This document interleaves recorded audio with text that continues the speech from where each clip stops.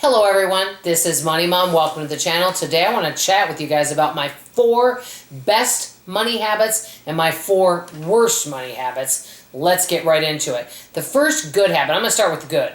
The first good one is that I'm going to put this all in one. I check my accounts consistently and I make sure to pay all my bills early. So I'm really on top of all of my bills and all the accounts.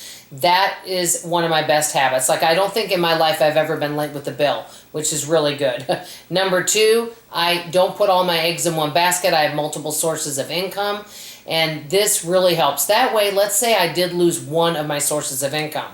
I've got 2 backups. It might not be enough to pay all the bills, but until I can find something to replace that other source, at least I've got my savings and those other 2 sources of income, so I won't be just going through savings. We all know how fast savings can dwindle down, right?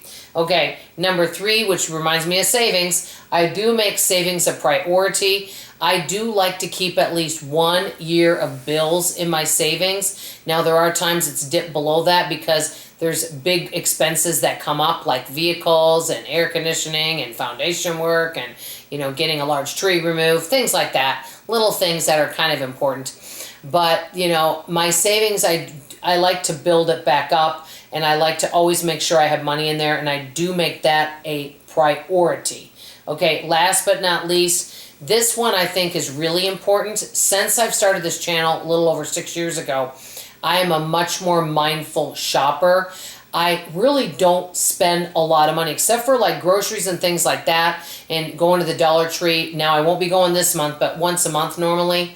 I'm not out shopping that much. I used to go to the garage sales and thrift store and go out and go to sales, and I was always at the stores. I feel like I am not at the stores very much at all. I used to actually do shopping and window shopping as a social activity. I mean, you want to know my most exciting purchase recently? Were these wash rags. And I do have to tell you this, non-sponsored.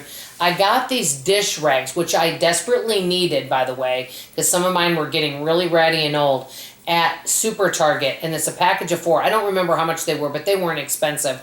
This wash rag is so sturdy. It has like a little bit of an abrasive side on it.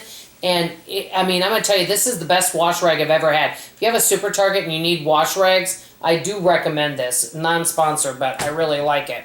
But like I said, this is my most exciting purchase recently. So I really don't shop all that much.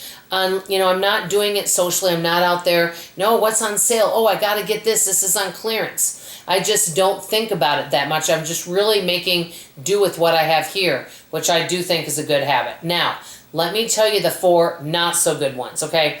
Number 1, I really feel like I don't do enough research on things. Like, I hear many people, will switch services, to save money or really put in a lot of research before they make a purchase. I think I could spend more time doing that to get the best value. Sometimes I really don't put as much research and thought into something.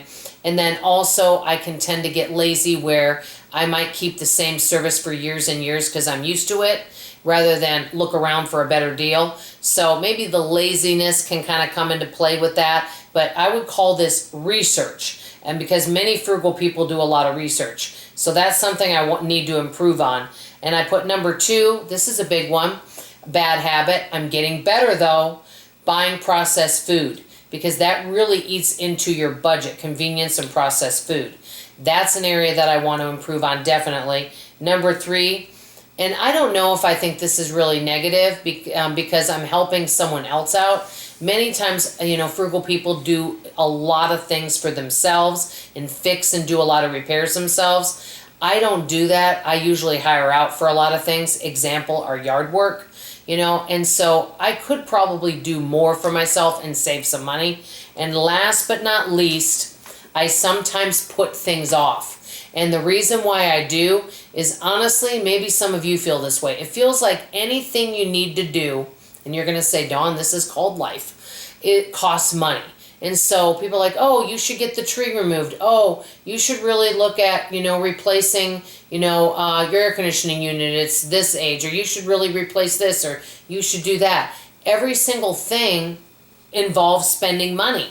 And I can't spend money on all these things at once, so I have to prioritize. So sometimes I put things off because I feel overwhelmed by all the things that need spending money on and need to be done. Let me know if you guys feel that way, because sometimes it's overwhelming thinking about all the things that we, quote, should do, whether it's things for your health, your house, it doesn't matter what it is. There's always something, it feels like. So let me know what you guys think. What are some of your best money habits, and what are some of your not so good money habits? I want to hear from you in the comments below. That's all I have to say for now. I love you, I appreciate you, and I sure hope to see you on tomorrow morning's video. Bye-bye.